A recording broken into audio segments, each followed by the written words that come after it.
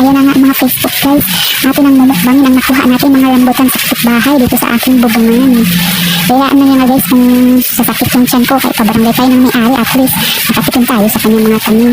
Ano siya, siniswerte siya yung pwede magtikim-tikim dyan sa kanyang tanim. Uy, di pwede tayo rin. Nakapitbahay, tumikim din tayo sa kanyang mga tanim. Joke lang mo. Ayun nga guys ba, yung mata natin ba, kung saan saan nakakano.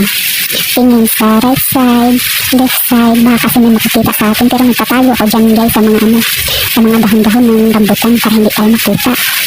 Hindi rin naman tayo makita ng katabi kong kapitbahay kasi busy sila, may bisita. Nagtutok,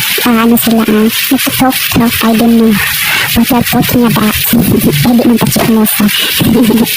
Lagi ayan ang natatawa ko kaya ba doon sa isang ko, sa simog ko yung kulay itim. Nangungulit sa akin.